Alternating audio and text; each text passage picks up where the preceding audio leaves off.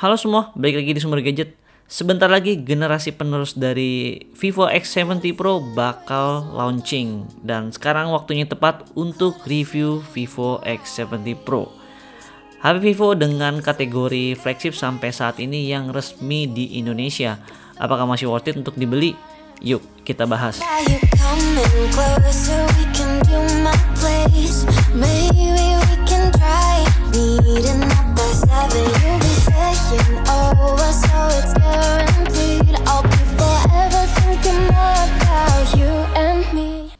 Seperti biasa, hal yang mau gue bahas pertama kali adalah build quality dan desain dulu. Satu kata yang pasti buat HP ini tuh ganteng parah. Gue pribadi suka dengan warna cosmic blacknya ini yang ngasih kesan solid gitu. Apalagi di bagian bump kameranya menurut gue simple dan gak berlebihan. Penempatan logo Zeiss di pojok kiri atas juga pas banget. Kecil namun tetap stand out. Untuk material dari back covernya ini sih Vivo nyebutnya Floret Edge Coating. Jadi kalau kena cahaya ada kilauan gitu, dan saran gue sih hati-hati aja kalau misalkan kalian nggak pakai case, karena sebenarnya tekstur dari back covernya ini halus dan licin gitu di tangan. Kalau ngomongin material body sih ini udah pasti flagship banget. Udah pakai aluminium frame dan untuk pelindung layarnya sendiri pakai Scotch Sensation Up. Kalau gue searching di Google sih katanya untuk ketahanan dari layarnya ini mirip-mirip sama Corning Gorilla Glass 6.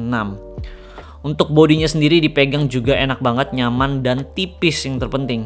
Yang perlu kalian ingat, untuk X70 Pro ini nggak ada slot tambahan microSD ya, jadi cuma 2 SIM aja, tapi 2 SIM-nya ini udah mendukung konektivitas 5G. Dan untuk band 5G-nya juga udah lengkap banget kok. Oh ya, satu tambahan fitur yang jarang banget ada di HP flagship yaitu Air Blaster. Jadi kita bisa pakai HP ini untuk remote AC atau remote TV. Lanjut ke bagian display. 6,56 inch E5 AMOLED 120Hz dan udah mendukung konten HDR10 juga. Kalau dipakai untuk outdoor juga udah aman banget kok, karena peak brightness-nya bisa sampai 1300 nits. Untuk kualitas panelnya sendiri udah bagus banget dan manjain mata juga. Karena ini layarnya curve jadi berasa bezel-less banget. Yang gue suka dari fitur layarnya ada opsi untuk smart switch. Jadi fitur ini akan switch refresh rate secara otomatis di aplikasi-aplikasi yang membutuhkan refresh rate tinggi aja.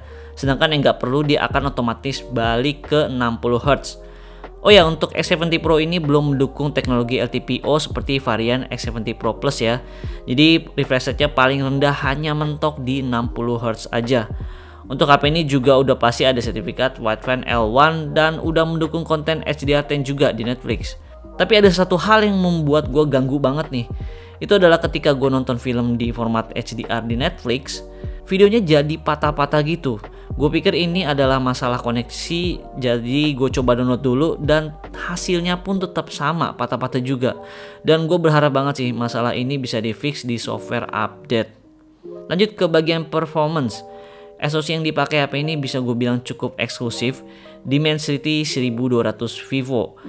Ini adalah SoC flagship dari MediaTek dan SoC ini dibuat khusus untuk Vivo X70 Pro agar bisa memaksimalkan potensi dari HP ini. Untuk skor Antutu di HP ini bisa dapat di 700 ribuan, sedikit lebih tinggi di atas Snapdragon 870.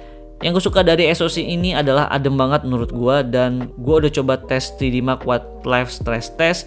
Hasilnya adalah HP ini punya stability di 99%. Lanjut gue coba tes game CODM, main 3 match multiplayer, gue nggak ngerasain frame drop sama sekali. Untuk settingan grafiknya juga bisa dapat di very high dan frame rate-nya di max. Untuk touch response-nya sendiri dari layarnya udah bagus banget kok. Untuk Genshin Impact juga gue coba mainin di setting rata kanan, lancar juga dan kayaknya di limit di 40 fps.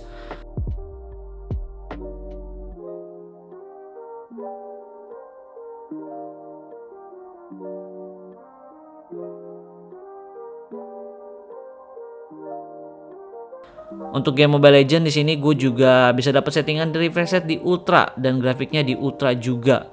Gue main satu match klasik lancar, nggak ada frame drop sama sekali.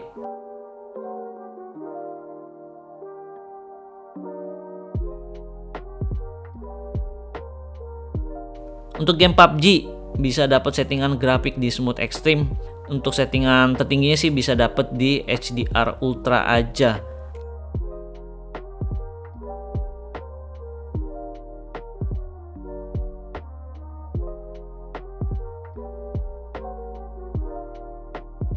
Ketika pakai HP ini gue sama sekali nggak takut kehabisan RAM, karena ini RAM-nya udah gede banget, 12 GB plus extended RAM 4 GB dari internal memorinya yang 256 GB UFS 3.1.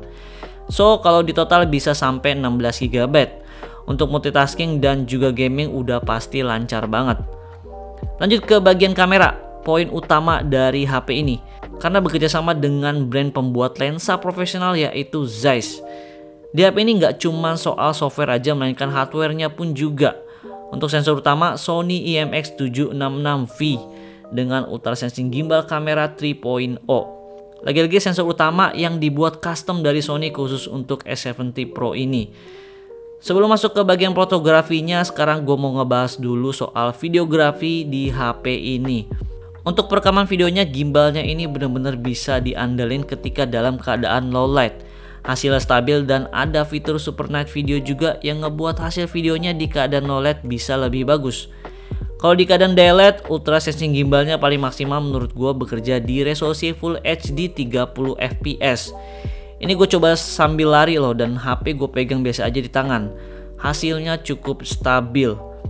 Kalau mau lebih stabil lagi, tinggal aktifin aja ultra stabilization-nya. Untuk hasil videonya sih tajam dan dynamic range-nya juga luas. Lalu hal yang sampai saat ini belum di fix oleh Vivo adalah sering banget terjadi frame drop ketika gue ngerekam di 60 fps.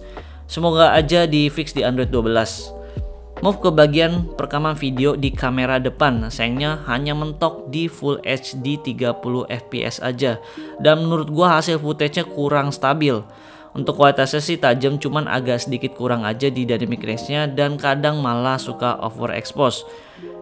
Dan sekarang kita move ke bagian fotografi di HP ini. Sesuai dengan tagline-nya, fotografi redefine. Kamera utama HP ini bisa menghasilkan foto di keadaan apapun bagus. Di keadaan daylight, detail dan dynamic range-nya juga luas.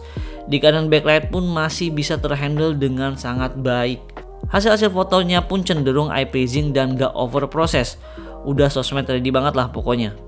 Kalau hasil foto menurut kalian cenderung oversaturated, tinggal nyalain aja deh tuh fitur Zeiss Natural Color-nya. Udah beres deh tuh. Total kamera belakang di HP ini ada 4, lensa utama 50MP Sony IMX766V, lalu 12MP telefoto 2 kali optical zoom, lalu 12MP ultra wide, dan yang terakhir 8MP periscope 5 kali optical zoom. Untuk hasil dari semua lensanya bisa gue bilang punya warna yang bagus. Oh ya, buat kalian yang suka foto dengan portrait mode, kalian wajib cobain style bokeh dari Zeiss. Ada biotar, sonar, planar, dan distagon. Kalian bisa cobain deh tuh satu-satu mana yang jadi favorit kalian untuk versi bokehnya. Masuk ke hasil foto di lighting indoor, sama sekali bukan masalah untuk HP ini. Hasil foto tetap tajam dan konsistensi warnanya di setiap jepretan terjaga dengan baik. Mulai dari lensa ultra wide, lensa utama, tele, dan periskop bisa menghasilkan foto yang bagus.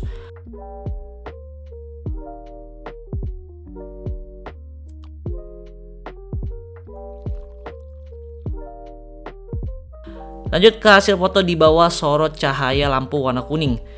X70 Pro ini bisa membuat warnanya itu jadi balance, dan seperti biasa kualitas fotonya masih tajam juga. Hal yang gue suka di X70 Pro ini, untuk lensanya udah ada coating T-Star dari Zeiss. Fungsinya untuk meminimalisir adanya flare atau ghosting. Dan hasilnya gue bisa dengan santai potret-potret lampu tanpa adanya flare sama sekali. Bersih lah pokoknya. Masuk ke bagian yang lebih gelap lagi. Di outdoor dengan sedikit cahaya lampu masih bisa menghasilkan foto yang tajam tanpa ada jejak overprocess. Dengan adanya gimbal kayak gini sangat-sangat ngebantu kalau foto di keadaan low light. Lanjut ke bagian kamera selfie-nya. Untuk di keadaan daylight sih ya bagus, tajam, dynamic range-nya juga oke. Cuma kadang suka overexpose aja kalau udah ketemu cahaya backlight. Kalau di keadaan indoor dengan cahaya lampu kuning, hasil fotonya masih bisa gue bilang bagus banget. Detail dan hasil warna fotonya mirip-mirip dengan kamera utamanya. Dan masih bisa ngebuat warna kuning itu jadi balance. Satu hal yang gue notice untuk kamera selfie night mode-nya bikin muka gue jadi pucet kayak gini. Dan kayaknya wajib banget dituning lagi via software update sih. Ya pada intinya mah untuk kualitas fotografi khususnya lensa utamanya nggak ada yang bisa gue komplain sama sekali. Oke, segitu aja kita ngomongin soal kamera. Lanjut ke bagian fitur. Ngomongin soal smartphone flagship, di HP ini sayangnya ada beberapa fitur yang nggak ada. Pertama, rating IP68. Kedua, wireless charging. Dan yang ketiga, dual stereo speaker. Hal yang harusnya wajib banget ada di range harga HP kayak gini. Tapi sayangnya semuanya itu absen. Sisanya untuk fitur-fitur yang ada di HP ini cukup menarik. Yang gue suka adalah di custom UI Vantage OS 12-nya ini ada fitur yang namanya Dynamic Effect. Di sini kalian bisa custom mulai dari transition animation home screen sampai hal kecil seperti screen on atau off animasinya juga. Lalu untuk fitur NFC-nya juga cukup keren, ada yang namanya access card. Jadi NFC di HP ini bisa dijadiin mungkin akses card apartemen kalian atau bahkan gedung di tempat kalian kerja. Gak cuma itu aja, untuk pengisian daya di HP ini juga udah mendukung flash charge di 44 watt. Ngecas dari 0 sampai 100% gak sampai 1 jam. Ngomongin soal baterai, HP ini punya kapasitas baterai di 4450 mAh. Untuk pemakaian gue yang medium aja, screen on time yang bisa gue dapet sampai 8 jaman. Dan HP ini tuh udah nyala sekitar 2 hari. Salut sih gue. Baru kali ini gue ketemu flagship dengan baterai di 4000-an mAh yang seirit ini. Ya asumsi gue sih mungkin karena faktor utama di SoC-nya yang pakai Dimensity 1200V, SoC yang adem dan hemat daya juga. Sekarang kita bahas soal audio. Pertama dari speaker dulu deh. Untuk kualitas dari mono speaker ini bisa gue bilang biasa aja, lebih ke arah balance sih. Untuk bassnya juga menurut gue kurang. Semoga aja di generasi penerusnya udah pakai 2 stereo speaker yang bagus.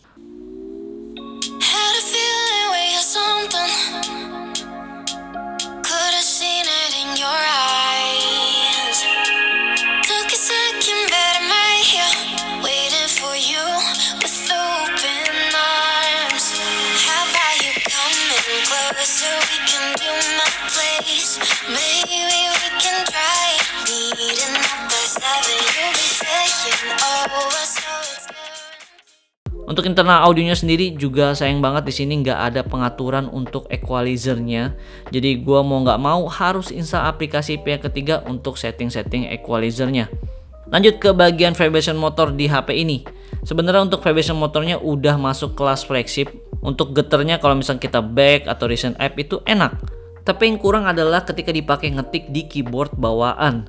Getarnya itu agak kurang berasa. Lalu juga gua udah coba pakai Google Keyboard.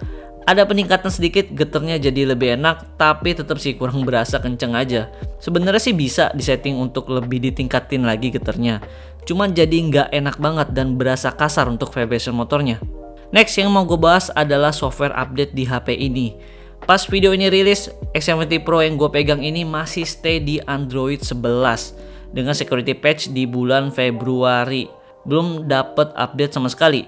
Kalau gue lihat di grup Vivo udah banyak yang dapat update ke Android 11, tapi banyak juga yang belum dapat. Malah seri-seri pendahulunya seperti X50 Pro atau X60 Pro udah pada dapat update ke Android 12. Ayolah Vivo, hal-hal seperti ini harus lebih diperhatikan lagi agar update softwarenya itu lebih merata. Secara saat ini X70 Pro ini masih jadi salah satu HP flagshipnya Vivo. Oke, masuk ke kesimpulan.